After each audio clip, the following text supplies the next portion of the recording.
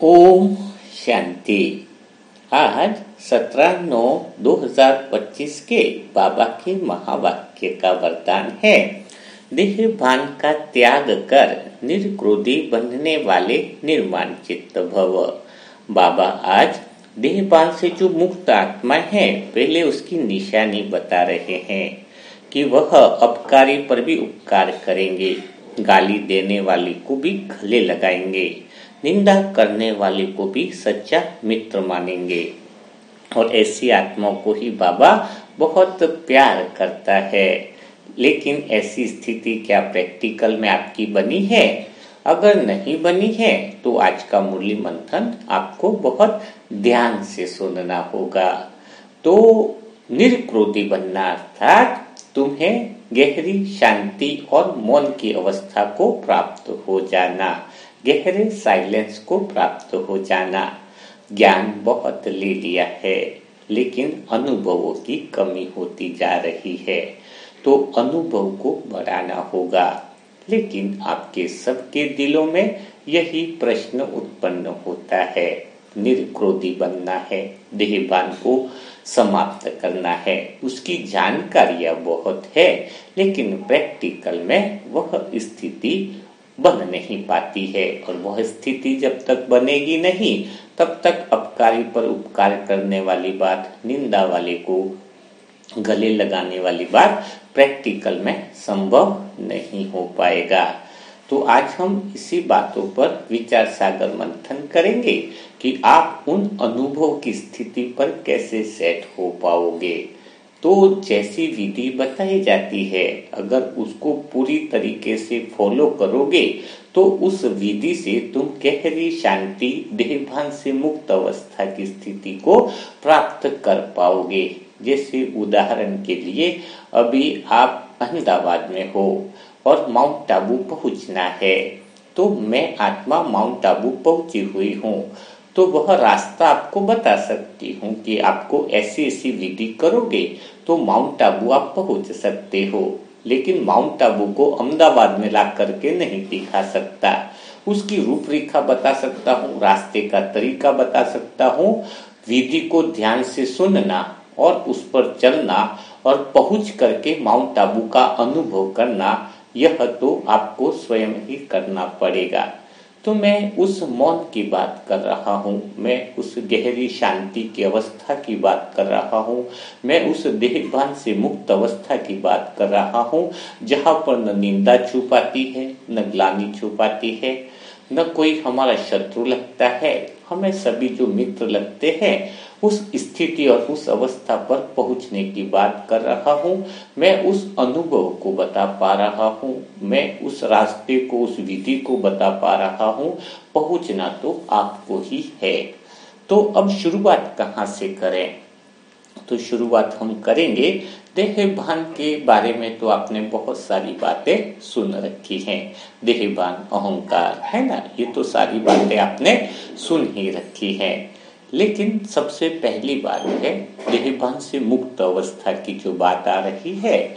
तो पहले तो ये देखो, देहभान यानी अहंकार वाला व्यक्ति भगवान को कैसे याद करता है, उसको अगर समझ पाएंगे तो हमें, यानी अहंकार वाला व्यक्ति भगवान तक पहुंचने के लिए कौन सा रास्ता अपनाता है। अहमदाबाद से माउंट आबू पहुंचने के लिए कई सारे रास्ते हो सकते हैं ना। तो लेकिन अहंकार वाला व्यक्ति जितने भी रास्ते अपनाता है, वह हमेशा गलत ही हो पाते हैं। तो अहंकार का अगर एक सिरा जो शुद्ध मन से जुड़ा है और वो उस विधि को अपनाता है, तो वह वहां पर पहुंच पाता है। दुनिया में भी देखा है कि अहंकार वाला व्यक्ति भगवान को कैसे याद करता है। वह हमेशा क्या कहता है भगवान को? वह भगवान को कहता है कि तुम जो है वो दुखों से मुक्त कराने वाले हो, हम तो हैं पापी। क्या बोलेगा? हम तो हैं पापी, हमारे अंदर तो बहुत बुराइयां ही बुराइयां भरी पड़ी हैं। हाँ, आप हो बहुत अच्छे, आप हो आनंद के सागर, आप हो मुक्तिदाता। लेकिन वह जो याद बातें बोलता है, भक्त आत्मा समझो या दुनिया की अहंकारी आत्माएं, वो क्या समझता है कि हम बहुत बुरे हैं। वो अनुभव करता है कि हम बहुत ही बुरे हैं, लेकिन भगवान बहुत अच्छा है और भगवान इतना अच्छा है कि हमारा उससे मिलना संभव नहीं है और हमारा उसके जैसा होना तो कभी संभव ही नहीं। हम भला उसके जैसे कैसे हो सकते हैं। वह तो भगवान से बहुत दूरी बनाकर रखता है कि स्वयं को बुराइयां तो उसको पता ही है कि वो कितना झूठ बोलता है, दिन भर में कितने पाप कर्म करता है, दिन भर में कितनी गलतियां करता है। तभी तो भगवान के आगे बोलता रहता है कि मैं बहुत पापी हूं, मैंने बहुत दुनिया से छिपाएगा अहंकार के कारण, लेकिन मंदिर में तो छुपा नहीं पाता है। तो उसकी बातें कैसी रहती है, उसकी बातों में एक ही बात रहती है कि मैं बहुत ही गिरा हुआ व्यक्ति हूं, पर भगवान तुम बहुत ऊंचे हो, पर तेरी और मेरी कोई तुलना हो नहीं सकती है। तो वह जो अहंकारी व्यक्ति है वो भगवान को भी अपने जैसी ही हस्ती मानता है, अपने जैसी, मतलब वह भी ऐसे प्रसन्न हो सकता है भगवान जैसे मैं प्रसन्न होता हूँ। जैसे अहंकार वाला व्यक्ति कैसे प्रसन्न होता है, जब लोग उसके सामने झुके तो उसको बहुत बड़ी खुशी होती है। तो अहंकार वाला व्यक्ति भी क्या सोचता है कि भगवान भी ऐसे प्रसन्न होगा, जब मैं उसके सामने नमन करूंगा, झुकूंगा तो वो दंडवत प्रणाम करता है। मंदिरों में देखा ना, कोई पूरे लंबे शरीर को नीचे छुआ कर दंडवत प्रणाम करते हैं। फिर अहंकार वाला व्यक्ति क्या सोचता है कि कोई लोग मुझे गिफ्ट देते हैं तो मुझे कितनी खुशी होती है, तो भगवान भी इससे ही खुश होता होगा। इसलिए वो मंदिरों में भी कितने सारे मूर्ति के लिए वस्त्र लेकर के जाता है, न जाने क्या क्या चीजें लेकर के जाता है, बड़े बड़े प्रसाद के पोटले लेकर के जाता है, क्योंकि उसको क्या लगता है कि मुझे जिसमें खुशी मिलती है तो भगवान को भी ऐसे हम जो है वो कर सकते हैं। अहंकार वाला व्यक्ति सोचता है मीठी मीठी बातें कर, कोई उसकी प्रशंसा करता है तो अहंकार को बड़ी खुशी होती है। अहंकार वाले व्यक्ति को कब ज्यादा प्रसन्नता आती है, जब उसकी कोई तारीफ करे, जब कोई उसके गुणगान करे, तो अहंकार वाले व्यक्ति को बड़ी खुशी होती है।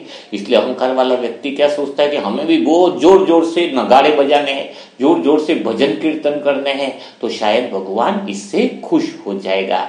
तो यह अहंकार वाली आत्मा की विधि है भगवान को पाने की, भगवान को खुश करने की, भगवान को प्रसन्न करने की, लेकिन वह स्वयं को बहुत निचले स्तर पर मानकर भगवान को अपनी विधियों के द्वारा याद करता है, पुकारता है, बातें करता है, लेकिन उससे कभी कुछ फायदा हुआ नहीं। तो आप पर उससे बहुत सारी चीजें हो गई ना। और इसीलिए आपने देखा होगा कि जिसके अंदर इस तरह का अहंकार है, अपन जब ओम शांति में किसी को बुलाते हैं या ऐसा करते हैं तो वो थोड़े कटे वटे से रहते हैं। वो अंदर से उनको पता है हम कैसे उसके जैसे हो सकते हैं, हमारे अंदर वो भगवान जैसा गुण हो ही नहीं सकता, वो मानने को ही तैयार नहीं है। एक क्षणिक भर भी उनके अंदर ये विश्वास नहीं होता है कि हम भगवान जैसे भी हो सकते हैं। ठीक है, तो ऐसे लोग तो माउंट आबू कभी पहुंच ही नहीं पाएंगे। जो विश्वास ही नहीं करते हैं कि माउंट आबू भी है ऐसा, वो माउंट आबू पहुंचेंगे कैसे। पहले भरोसा तो हो, विश्वास तो हो। तो पहली जो कड़ी है आपको गहरी शांति और देहभान से मुक्त करने की, कि वो है अंतर मन का विश्वास कि भगवान मेरे जैसा है और मैं भगवान के जैसा हूँ।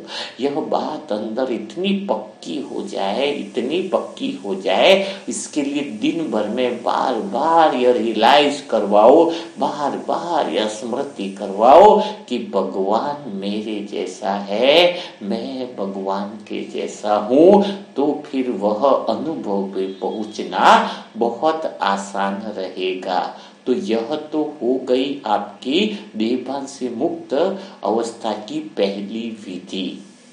दूसरी विधि कौन सी है, जिसके द्वारा आप शुद्ध सत्य, परम मौन, गहरी शांति, देहभान से मुक्त अवस्था का अनुभव कर पाओगे।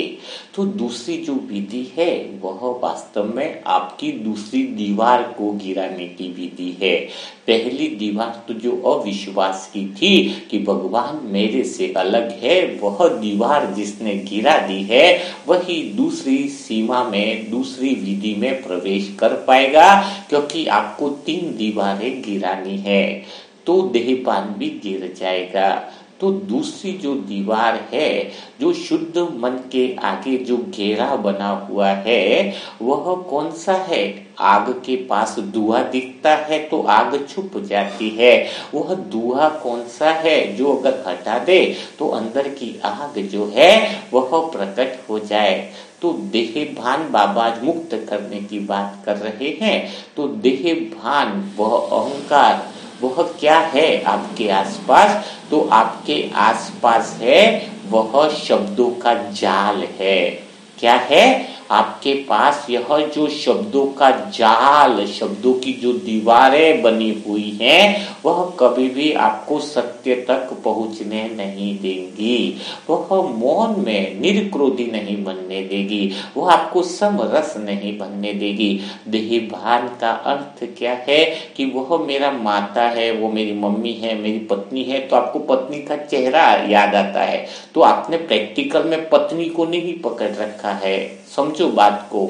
आप बोलते हो कि यह देहभान है कि मैं ये हूँ, मैं हिंदू हूँ, मैं बिजनेसमैन हूँ, मैं ये हूँ, तो बाहर तो दुकान है तो मैं बिजनेसमैन हूँ। क्या आपने दुकान को पकड़ रखा है क्या? आप बोलते हो कि वह मेरा बेटा है तो बेटे को छाती लेकर के चिपका करके तो नहीं घूम रहे हो ना। तो देहभान कैसे हुआ? देहभान को अच्छे रूप से समझने वाली बात है, जो मन के ऊपर की दीवार है। आपने क्या पकड़ रखा है देहभान के रूप में, जो आपको प्रतीत होता है कि मेरा बेटा है? तो पहली बात है आपने शब्दों को पकड़ रखा है। बहुत ध्यान से सुनना होगा। आपके शुद्ध मन के आसपास किन किन चीजों का घेराव है, किन चीजों की दीवारें बनी हुई है? वह है शब्दों को पकड़ने की दीवारें। आपने शब्दों को खाली पकड़ा होता तो बात अलग है, लेकिन वह पकड़कर वही मान करके बैठ भी गए हो। मैं आपको बहुत प्यारी सी बात बताना चाहूंगा कि जब इंसान जन्म लेता है तभी से ही तो उसको बहुत सारे शब्द पकड़वा दिए जाते हैं। आपके मन के पास सिर्फ शब्दों का घेराव है, उस घेराव को खत्म करना है। उस घेराव को खत्म करने की विधि आपको भी मिल जाएगी, है ना। आपको परेशान होने की बात नहीं है, लेकिन पहले यह तो स्वीकार करो कि शुद्ध मन के आसपास क्या ऐसी चीजें हैं जो आपको रुक रही है। कौन सी अहमदाबाद से माउंट आबू पहुंचने में कौन सी दीवारें हैं जो आपको रुक रही है, उसको समझना होगा। तो वह दीवारें हैं कि आपने शब्दों को पकड़ रखा है। बाहर से कोई मेरा बीवी, मेरा बेटा, ये सब नहीं है। ये तो सब है बाहर की बात है। आपने कोई बाहर से चिपकाव नहीं रखा है, उन शब्दों को चिपकाव रखा है। तो जैसे ही आप पैदा होते हो वहीं से आपको शब्द दे दिए जाते हैं। तू ब्राह्मण है, तू हिंदू है, तू मुसलमान है, तो वो शब्द आपने जो भी शब्द है वो पकड़ लिए। तू लड़का है, तू लड़की है, वहां पे ऐसा तो बताया नहीं कि तुम्हारा शरीर लड़के का है, तुम्हारे शरीर लड़की की, ऐसा तो है नहीं। तुम्हारा शरीर हिंदू का है, तुम्हारा शरीर मुसलमान का, ये भी नहीं। सीधा शब्द क्या पकड़वाए गए हैं? तुम हिंदू हो, तुम मुसलमान हो, तुम लड़का हो, तुम लड़की हो। अब आपने बचपन से वह शब्द बहुत, जिसने ज्यादा शब्द पकड़ रखे हैं उसका मानसिक संतुलन बिगड़ा हुआ है। ये बहुत आगे जाकर के हम बात करेंगे। तो शब्द बहुत ज्यादा पकड़े हुए हैं। अब आपको एक राज की बात है कि एक बच्चा प्रैक्टिकल में साइंस का ये अनुभव है कि एक लड़का 6 साल 7 साल तक उसकी पालना जंगल में कराई गई थी, है ना। वो जंगल में जब पालना कराई गई तो उसको एक ही बात सिखाई गई कि मैं कुत्ता हूँ। क्या सिखाया गया? मैं कुत्ता हूं।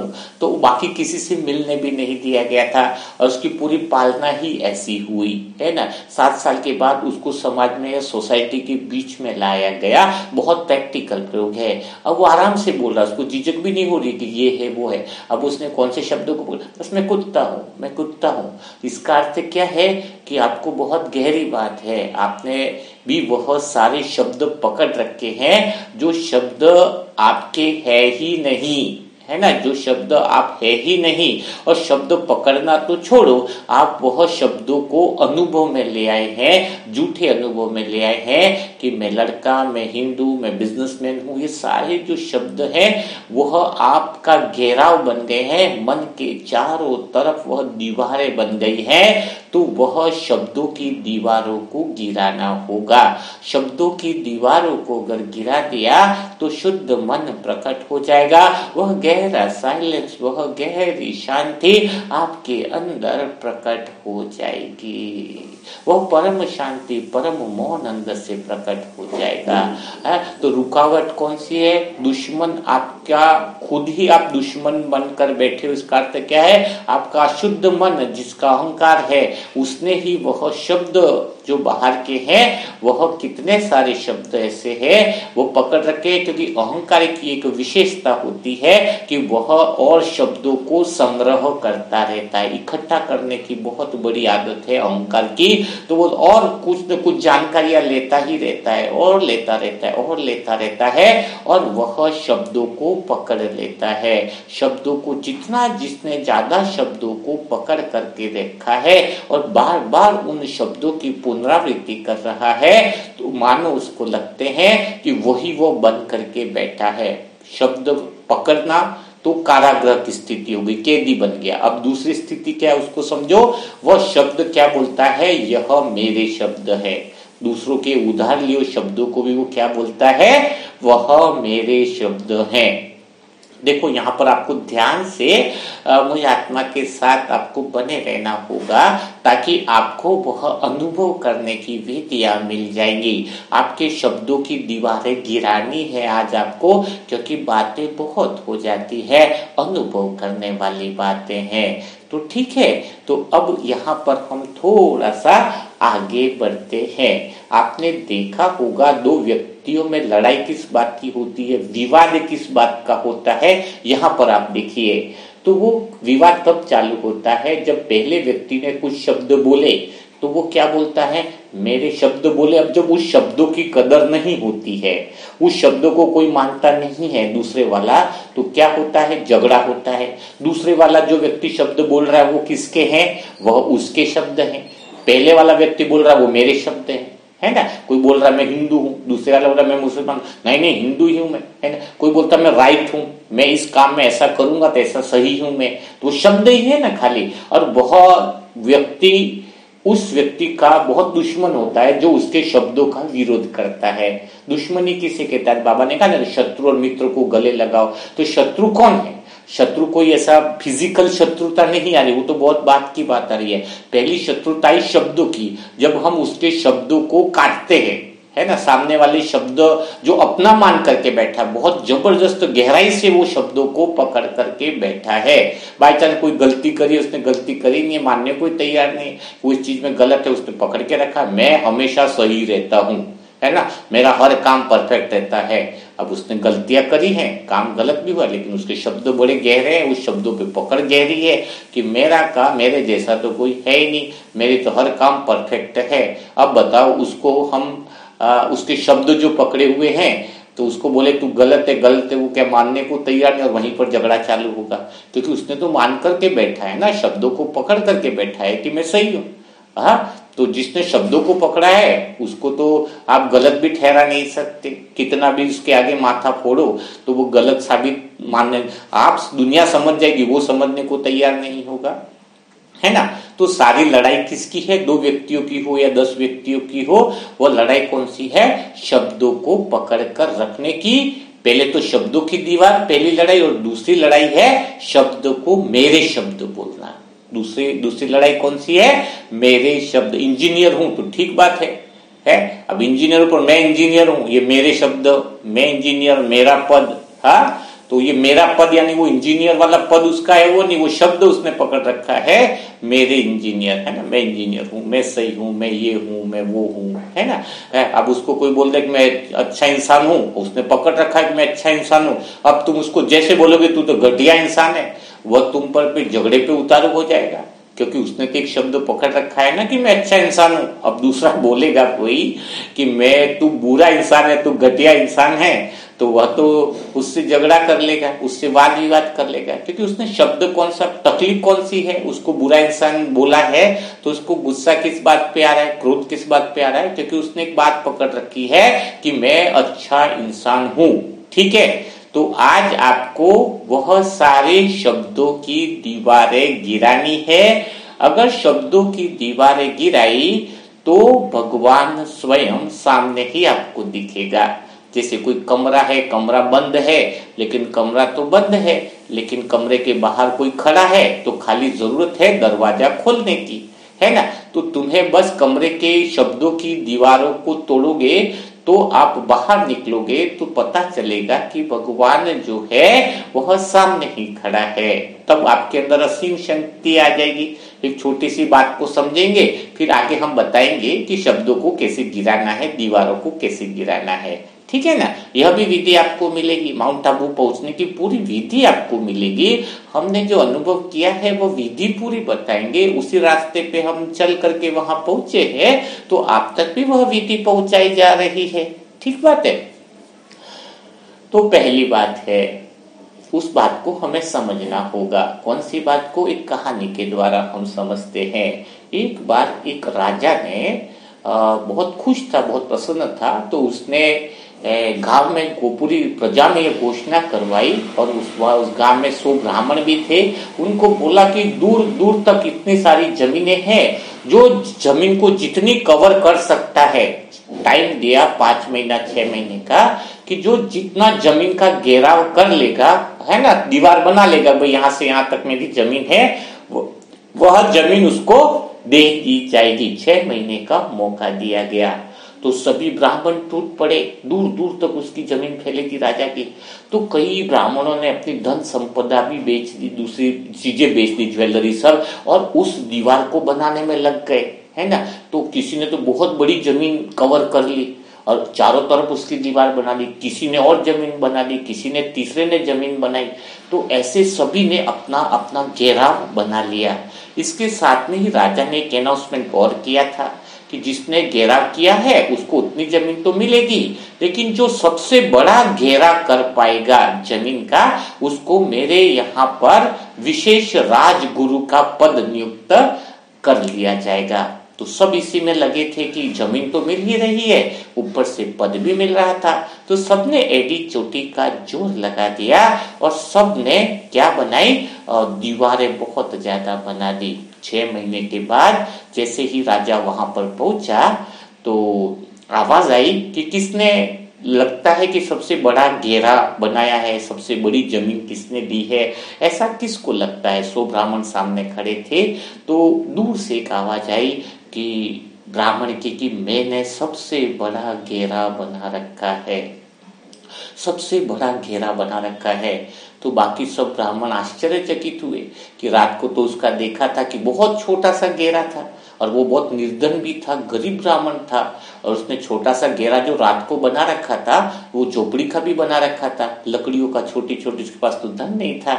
तो वो कैसे कह सकता है कि बड़ा घेरा है? और आज तो उसने वो जो घेरा बनाया था वह भी उसने तोड़ दिया है ना, सीमाएं जो दीवार थी वो भी तोड़ दिया है, और आज ये कह रहा है कि मैंने सबसे बड़ा घेरा बनाया है। राजा उसके पास पहुंचा और उसको पूछा, भाई तुम्हारा तो घेरा ही नहीं दिख रहा है, और तुम कैसे कह सकते हो कि तुम्हारा घेराव जो है जमीन का सबसे ज्यादा है?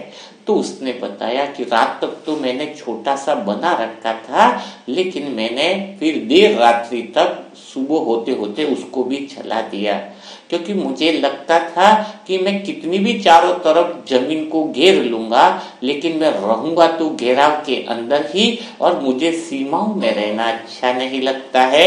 मैं छोटे में रहूं, एक जगह पर सोऊं, इतना भी घेराव हो, लेकिन मुझे दीवारें नहीं चाहिए, मुझे तो स्वतंत्रता ही पसंद है। जब ये बातें सुनी तो समझ में आया राजा को कि सबसे ज्यादा स्वतंत्र और मुक्त और प्रसन्न इंसान तो यही है, और जिसने स्वतंत्रता अर्थात जिसने घेरा नहीं बनाया है, जिसकी कोई सीमाएं नहीं है, इसकी सीमा तो अनंत ही हो गई, वास्तव में वो घेराव नहीं बना करके ही सारी पृथ्वी को ही उसने अपना ही बना लिया है। जिसकी सीमाएं हो गई वह तो बंधन में आ गया, और जो बंधन में है वह तो क्या होगा, वह तो सदा दुखी ही होगा, वह तो सदा अशांति होगा। तो अभी आपको ये बात समझ में आ रही होगी कि आपको क्या करना है। आपके आसपास जो आपने शब्दों को पकड़ के जो दीवारें बनाई है, अगर आपने दीवारें बनाई तो आप सीमा में आ गए हो। आप हिंदू बोले तो भी आप सीमा में आ गए, आपका अस्तित्व ही सीमा में आ गया है। उसी को तो देहबान कहते हैं कि मैं इस गांव का रहने वाला, वो भी शब्द पकड़ रखा है। तो सारे जो शब्द आपने पकड़े हैं वह सारे तो आपकी सीमा में बांध रहे हैं आपको, और सीमा में बांधे हुए व्यक्ति को यात्रा कैसे कर पाएगा। है अहमदाबाद में व्यक्ति को बांध दिया है तो माउंट आबू की यात्रा कैसे करेगा, आपको तो पहुंचना है ना। तो आपको रस्सी से बांधा हुआ तो आप कैसे जाओगे। तो वो रस्सियां आपकी शब्दों की रस्सियां ने आपको जकड़ रखा है। आपने कितने सारे शब्द पकड़ रखे हैं, उस दीवार को गिराना ही पड़ेगा तो आपकी सीमाएं अनंत हो जाएगी। पूरा विश्व, पूरा ब्रह्मांड ही आपकी सीमाएं हो जाती है। आत्मा का मूल स्वभाव ही है असीम। मन को असीम बोला गया है। जो सीमाओं में बंध जाता है तो मन दुखी हो जाता है, अशांत हो जाता है, बेचैन हो जाता है, पीड़ा में आ जाता है। कोई सीमाएं जब उसको बांधने लगती है तो वही देह भान आ जाता है। तो कौन से शब्दों की सीमाएं हैं। आप अच्छे हो वह भी आपका बंधना हुआ, आप बुरे हो वह भी आपका बंधना हुआ, आप सुखी हो वह शब्द पकड़ते हो तो भी आप बंध जाओगे, आप दुखी हो तो भी आप बन जाओगे। आप बहुत रेस्पेक्टफुल इंसान हो, अगर वह शब्द भी आपने पकड़ लिया तो भी आप बन जाओगे। आप बहुत गिरे हुए इंसान हो, अगर यह बोला यह भी शब्द पकड़ लिया तो भी आप बंधन में तो आ ही जाओगे। बंधन सोने का हो या लोहे का हो, बंधन तो बंधन ही है। कई ब्राह्मण आत्माएं तो सोने की जंजीरों के शब्द पकड़ रखे हैं। अरे भाई तुम्हारे जैसा तो अनुभवी है ही नहीं, तुम तो महान हो, तुम्हारे ज्ञान समझाने का तरीका कितना जबरदस्त है। तुरंत वो शब्दों को पकड़ लिए, एक बंधन में बन के दीवारें खड़ी कर दी। ऐसी जगह पर भगवान आपको अनुभव नहीं होगा। भगवान का अनुभव तो उसी आत्माओं को होगा जिसने दीवारों को गिरा रखा है, शब्दों को गिरा रखा है। अब हम उससे आगे की विधि पर पहुंचते हैं कि यह शब्दों की दीवारें गिराए कैसे, है ना। अभी तक आपको 3 चीजें समझाई गई हैं। विधि टू विधि आपको चलना होगा।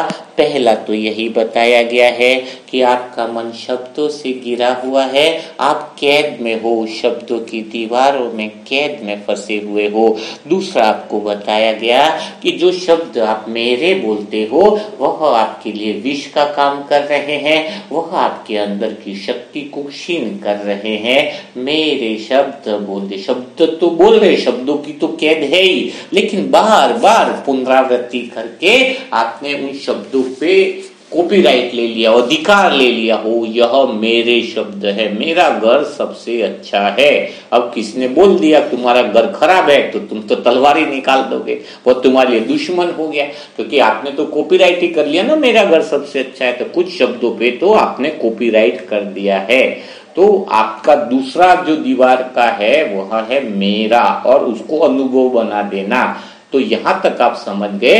लेकिन तीसरी जो बात आती है, उन शब्दों को अनुभव में बसा लिया है, तो तीसरी बात आती है दीवारों को गिराने की। शब्दों की दीवार अगर गिर जाए तो आप परम मौन को प्राप्त होंगे, गहरी शांति को प्राप्त होंगे। तो वह कैसे संभव है, तो उसको हम बहुत एक सिस्टम से, एक विधि से समझते हैं। तो सबसे पहले तो एक बात समझ लो अंदर, जब आपका मन कोई शब्दों को पकड़ सकता है तो वह शब्दों को छोड़ भी सकता है। अगर किसी को पकड़ने की ताकत है तो उसके अंदर वह छोड़ने की भी ताकत होगी। तो यह पहली बात पक्की कर लो कि अगर आपके मन ने कुछ शब्दों को पकड़ा है तो शब्दों को छोड़ने की ताकत भी आपके अंदर ही है। इसलिए कोई काम मुश्किल होने वाला नहीं है। एक कल्पना करो, अगर कोई मन है, आपका शुद्ध मन है, अगर उसमें शब्द ही नहीं हो तो क्या होगा। तो गहरा साइलेंस होगा, परम मौन होगा, परम शांति होगी। अगर कोई शब्द पकड़ा हुआ ही नहीं है, कोई शब्द ही नहीं है मन के पास, तो वो कितना गहरी शांति में होगा, परम आनंद में होगा, परम मौन में होगा। न तो उसके पास सुख के शब्द, न उसने दुख के शब्द पकड़े, न निंदा के, न ग्लानि के, न उसके गुणगान के कोई भी शब्द पकड़ ही नहीं रहा है। तो क्या होगा, वह परम मौन में होगा, गहरे साइलेंस में होगा, गहरी शांति में होगा, परम आनंद में होगा। तो ऐसी अवस्था तो आपकी बनने वाली ही है। लेकिन पहले एक चीज और क्लियर कर लेते हैं कि अगर आप शांति में हो तो क्या आप संसार में चल पाओगे? क्या आप शांति में रहकर बिना शब्दों के क्या आप दुनिया में रह पाओगे? तो इसका उत्तर है आप और संसार में बहुत अच्छे से रह पाओगे। आपका संसार से तालमेल बहुत गहरा हो जाएगा, आपकी सीमाएं बढ़ जाएगी, आपके अंदर प्रेम उतरने लगेगा। क्योंकि आपकी दीवारें गिरे कैसे, वह तो मैं बाद में बता रहा हूं। पहले फायदा क्या होगा, मन के प्रश्नों का उत्तर दे रहा हूं कि जैसे आप शांति से चलोगे, शांति में रहकर, पूरी दुनिया अशांत रह करके अशांति में चल रही है, तो मानो पागलपन की हदें हो गई है, उनका मन बेचैन हो गया है। लेकिन आप शांति में रहे तो कोई परिवार आपका छूटेगा नहीं, विस्तार हो जाएगा। आप दो चार से प्रेम कर रहे थे, अब आपकी प्रेम की सीमाएं बढ़ जाएगी, दुनिया की हर एक आत्मा से आप प्रेम करने लगोगे। अभी तक आपका परिवार छोटा था, यह मेरा परिवार है, अब सारा संसार आपको परिवार लगेगा, सारा विस्तार हो जाएगा, आपकी सीमाएं असीम हो जाएंगी, आपके अंदर वह प्रेम उतर जाएगा।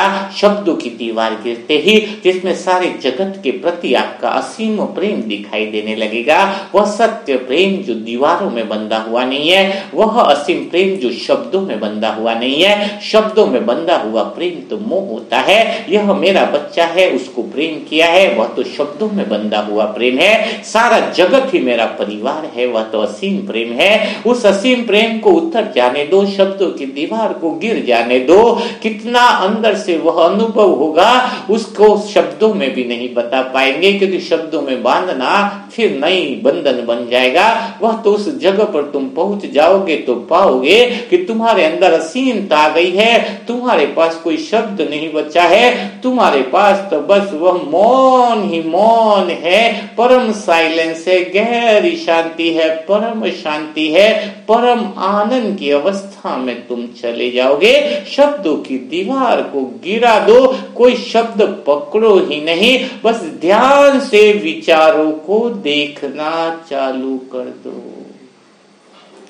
शांति से शब्दों को देखना चालू कर दो। विचार शब्दों से मिलकर बना होता है, हर एक दो शब्दों के बीच में गैप होता है, जहां पर परम मौन होता है। उन शब्दों के बीच के अंतराल को देखना चालू कर दो। दूर से कई भीड़ में कई सारे लोग बैठे होंगे, ऊपर से लगेगा कि जगह नहीं है। जब पास में जाकर कुर्सियों पर बैठे हुए लोगों को देखेंगे तो अनुभव होगा कि हर एक दो व्यक्तियों के बीच में जगह है। बीच में जो जगह है वही साइलेंस है। वैसे ही शब्दों के बीच में भी अंतराल होता है, एक शब्द के बाद दूसरे शब्दों में गहरा मौन छिपा हुआ है, गहरा साइलेंस छुपा हुआ है। अब आपको शब्दों को न तो छोड़ना न पकड़ना है, आपको शब्दों को देखना है, विचारों को देखना है। और देखना भी कैसे है कि विचारों के बीच में जो गैप है, जो परम मौन है, उसको, उस अंतराल को पोज करके देखना है। शब्दों के बीच में बहुत गहरा साइलेंस है, बहुत गहरा मौन है। आपको वह मौन का अनुभव करना है।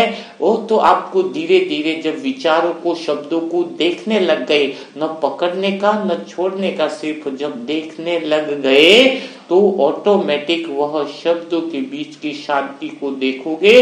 धीरे धीरे वह शब्द, वह विचार खत्म होने लगेंगे, आपके अंदर गहरा साइलेंस उतर जाएगा, परम मौन में हो जाओगे। अब दुनिया कैसे चलेगी, दुनिया अब ऐसे चलेगी। अब आप शब्दों से मौन में जा रहे थे, लेकिन अब जो शब्द निकलेंगे वह आपके मौन से निकलेंगे। बहुत बात को गहराई से समझना। अभी तक तुम शब्दों के द्वारा मौन में जा रहे थे, अब तुम मौन को प्राप्त हुए। अब तुम्हारा हर शब्द मौन से निकलेगा, गहरी शांति से निकलेगा, परम शांति से निकलेगा। अब जो तुम्हारा जो शब्द होगा वह दूसरों को भी अपना लगेगा।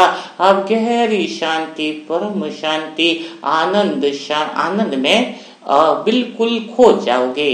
तो शब्दों को गिराने के लिए विचारों को देखना होगा, उसके गैप जो है, उसके बीच के अंतराल में जो शांति है उसको महसूस करना होगा। दो आदमी झगड़ा कर रहे हैं, लेकिन उसके बीच में भी दीवारों में शांति है, सोफों में शांति है। वो जो शब्द बोल रहे हैं उन दोनों शब्दों के बीच में शांति है।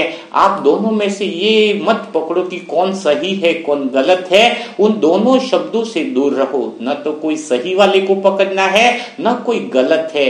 आपको तो शांति को ही पकड़ना है, साइलेंस में रहना है, साइलेंस को ही पकड़ना है। तो साइलेंस में क्या होगा, आपके साइलेंस से कौन से शब्द निकलेंगे, इस बात को थोड़ा सा और हम समझेंगे तो ज्यादा आपको गहराई से अनुभव होगा। इसको और लंबा सेशन कल और ले लेंगे, बीच में जैसे मौका आया।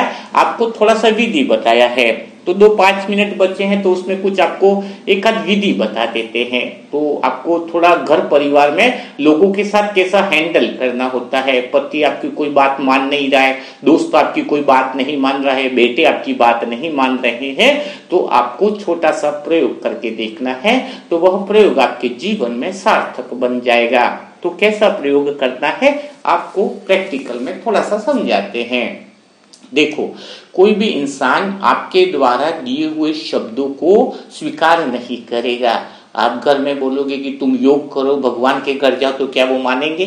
नहीं। तुम बोलो कोई सिगरेट पी रहा, तुम सिगरेट छोड़ो, तो वो नहीं मानेंगे। क्यों नहीं मानेंगे? एक तो उनका अहंकार है कि यह तो तुम्हारे शब्द हैं, तुम कह रहे हो, मैं क्यों करूं यह काम है। जो उसके शब्द हो जाए ना, तो उस पर वह काम करना इंसान चालू कर देता है। तुम उसे कहते हो हस्बैंड वाइफ में पवित्रता के झगड़े होते हैं, तुम पवित्र रहो, तो वो क्यों मानेगा पवित्र रहो? क्योंकि ये शब्द तो तुम्हारे हैं। और इंसान किस पर चलना चाहता है? जिसमें उसने उन शब्दों को, जिन शब्दों को उसने मेरा बना रखा है। उसकी डिक्शनरी में तो पवित्रता रहने वाले शब्द ही उसने अपने बना रखे हैं। तो सामने वाले को मनाने का तरीका क्या है पता है?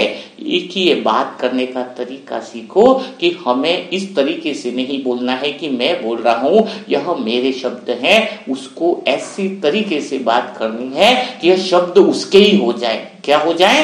यह शब्द उसके ही हो जाए। उदाहरण के लिए थोड़ा सा एग्जांपल दूंगा। एक हमारा पुराना मित्र है, शादीशुदा है, तो बहुत टाइम से हमारी बातचीत होती रहती है। उसकी वाइफ ज्ञान में चल रही है, वह उसका हस्बैंड कभी योग नहीं करता, कभी 2 मिनट बैठता भी नहीं सेंटर में, कुछ भी नहीं करता है। हमारी फोन पे मित्रता है, बातें भी होती रहती है, लेकिन वो कभी करता नहीं है। कभी मैंने फोर्स भी नहीं किया, ना कुछ बोला है। अब उसकी वाइफ ने बोला कि थोड़ा उनके अंदर अपवित्रता आ रही है, कभी मेडिटेशन नहीं करते, थोड़ा गुस्सा भी आता है, तो क्या किया जाए? तो मैंने कहा कि ठीक बात है, एक काम करो, कोई दिक्कत नहीं, मैं उनसे बात करूंगा। अब देखो कि तो मुझे उससे कैसे डील करनी चाहिए। मैं उसको बोलूंगा कि तुम अपनी वाइफ पे क्रोध मत करो, तुम्हें शांत रहना चाहिए, तुम्हें पवित्र रहना चाहिए। तो जो भी मैं बोलूंगा वो मेरे शब्द रहेंगे। पहली बात तो मैं इधर से बोलूंगा, उसका मन पहले से रिजेक्ट कर देगा, ये फालतू अपनी बातें मेरे पे थोप रहा है। समझो मेरी बात को, रेस्पेक्ट है मेरे लिए। तो अभी मैंने क्या बोला उसको प्रैक्टिकली में कि भाई एक काम करो ना, बहुत दिन हो गए तुम बार बार बोलते हो इधर आने की, तो थोड़ा भी फ्री हो तो 2-5 दिन हमारे पास ही रहो, बड़ा मजे करेंगे, थोड़ा घूमेंगे फिरेंगे। यूं तो बोल नहीं सकते कि मेडिटेशन करो, नहीं तो और परेशानी खड़ी हो जाए। तो वो तैयार हो गया, वाइफ के साथ आने के लिए तैयार हो गया। और मेरा अंदर से उद्देश्य क्या है कि उसको थोड़ी देर के लिए भी अगर दिल से भगवान के सामने 2-5-10 दिन भी बैठ जाए तो भगवान उसका इलाज कर देंगे। खाली अपना काम क्या है, पेशेंट को डॉक्टर के पास मिला देना, ठीक है, बाकी सारा काम भगवान कर देते हैं। अब वो इधर आया तो जैसे हुई तो बातें, हाँ अच्छा एक बात और है, बहुत अच्छी बात मैं आपको बता रहा हूं कि मैंने उसको ये नहीं बोला कि सीधा आ जाओ, पहले उसको क्या बात बोली वो देखिए। मैंने उसको बोला कि यार जब भी तुम बार बार कहते थे कि जब भी छुट्टी आऊंगी फ्री होंगे तो मैं 2-5 दिन के लिए घूमने के लिए आऊंगा इधर, कितनी बार तुमने बोल दिया है, तो अभी तुम्हारी छुट्टियां चल रही है तो आ जाओ। जबकि उसने कभी भी ऐसा बोला नहीं था कि मैं आ जाऊंगा फ्री होऊंगा तो, लेकिन मैंने उसको वो शब्द उसके बना के बोला क्या, तो वो क्या सोचने लगा, हाँ यार मैंने कभी बोला होगा।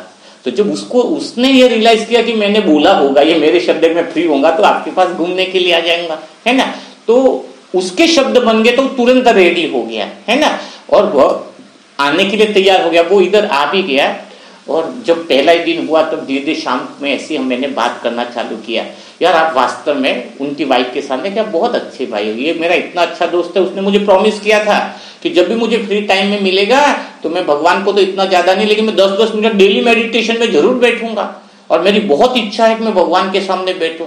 वो बोले कि मैंने ऐसा कब, अरे बोला नहीं था। मैंने कहा जब वो मिले थे तभी तो तुम यही तो कहते थे कि अभी तो मेरा फुर्सत नहीं है, लेकिन जब फुर्सत होगी मैं 10-10 मिनट बैठूंगा, रूम में बैठूंगा, चाहे समझ में आए नहीं, आप बताते थे ना। तो ऐसा बार बार 2-3 बार इस तरीके से बोला कि उसको रियलाइज होने लगा कि हाँ मैंने बोला था।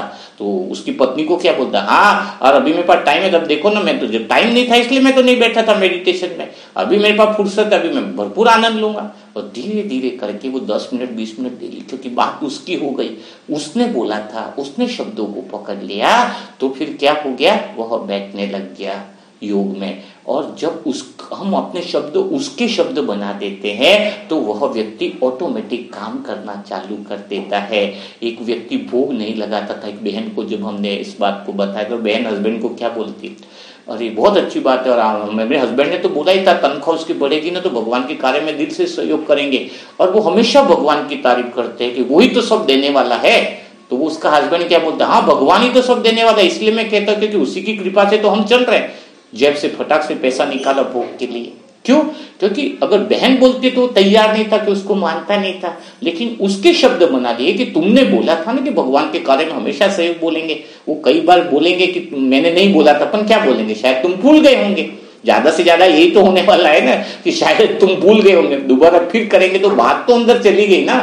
बात एक बार वो यूं भी बोल देगा ना मैं भूल गया था, मुझे याद नहीं, तो भी वो बात अंदर चली जाएगी। वो बात ऐसी उसके अंदर घूमेगी कि 2-4 दिन में वो बात उसकी खुद की हो जाएगी। खाली माल तो उसके घर में छोड़ के आ जाओ, उसकी दुकान में छोड़ के आ जाओ, वो ऑटोमेटिक उसका हो जाएगा। तो वो शब्द भी उसके अंदर अगर हमने डाल दिए तो बहुत अच्छा है। एक जने की पत्नी ज्ञान में नहीं चल रही थी, हस्बैंड ज्ञान में चल रहा है, तो वो उसको बोलने लग गया, तुम कहती थी कि जब भी तुम खुश रहने लग जाओगे तो तुम सेंटर चलोगी। थोड़ी जब भी खुश देखती वो हस्बैंड है ना उसी को वही बात बोलता पत्नी को, और फिर पत्नी तो तैयार हो गई सेंटर जाने के लिए।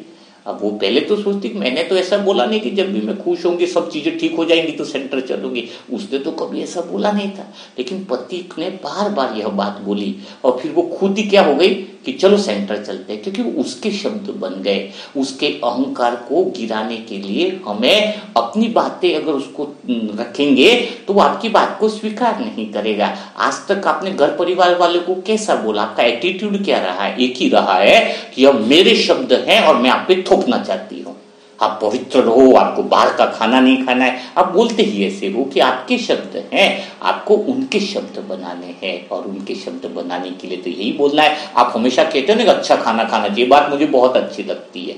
धीरे धीरे करके ऐसी बात बोलोगे, धीरे धीरे वह उन शब्दों को जैसे उन्होंने अपना बना लिया तो वो पूरी तरीके से परिवर्तन हो जाएंगे। सारा दारोमदार शब्दों का है। तो ये बात आपको समझ में आ रही होगी। पूरी कोशिश की गई है कि जो कहने का भाव है वह आप तक पहुंचा होगा, और भी तैयारी आप करो और शुद्ध गहरे साइलेंस में मौन में रहने की, शब्दों को पकड़ने और छोड़ने का खेल छोड़ दो, दीवारों को गिराना चालू कर दो। शब्दों की दीवारें गिर जाएंगे तो समझ लेना भीतर में मौन प्रकट हो जाएगा। जितना शब्दों को ज्यादा पकड़ के रखोगे उतनी ही शरीर के अंदर बेचैनी होगी। शब्दों का ज्यादा पकड़ना ही तनाव कहते हैं, ब्लड प्रेशर कहते हैं, सारी चीजें होती हैं। शब्दों को जैसे छोड़ दिया तो क्या होगा आपको पता है, जैसे शरीर में किसी को ऑपरेशन करना है नस पे, तो उस जगह क्या लगाता है, इंजेक्शन लगाता है, वो भाग शून्य हो जाता है। यानी मन की संवेदनशील कम हो जाता है, उसका अनुभव कम होगा, तो उसको कुछ दर्द भी महसूस नहीं होगा। तो जब आप शब्दों को छोड़ दोगे ना तो शरीर का भी कोई भाग आपको दर्द हो रहा है ना, तो पता चलेगा कि दर्द है, लेकिन आपको रियलाइज नहीं होगा, वो दर्द आपको परेशान नहीं करेगा। आपने शरीर के प्रति इतने संवेदनशील हो गए हो कि वो दर्द आपको पकड़ के रखा है। दर्द ने नहीं पकड़ा है, दर्द के शब्दों को आपने पकड़ के रखा है। तो जब आपका वो शून्यपन आ जाएगा, जैसे मन में शरीर पे इंजेक्शन लगाते हैं तो खत्म हो जाता है। तो इतनी बातें शरीर की पकड़ के मत चलो, देखो यह परेशानी है, देखना नहीं ऐसा नहीं है, लेकिन संवेदनशील नहीं बने, उसके लिए भी एक सेशन हम कराएंगे जिसमें आपको शरीर के दर्द होंगे ना, तो भी आपको यह नहीं पता चलेगा कि आपको दर्द हो रहा है ना। अवेयरनेस रहेगी, लेकिन शरीर के दर्द को, शब्दों को कैसे छोड़ना है, इलाज अपने तरीके से चलते रहेगा, करवाते रहना है। और आप गहरे साइलेंस में रहोगे तो आपको तो बाबा ऐसे शरीर को तो छुड़ाएगा नहीं, ये बात भी पक्की रखनी है आपने, है ना।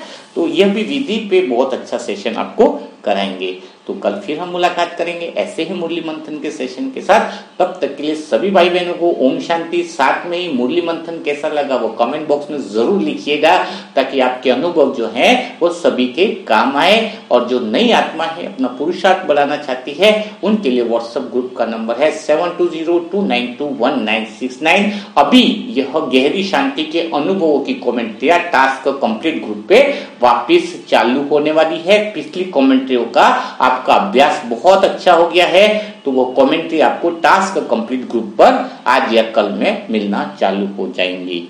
तो कल फिर मुलाकात करेंगे, तब तक के लिए ओम शांति।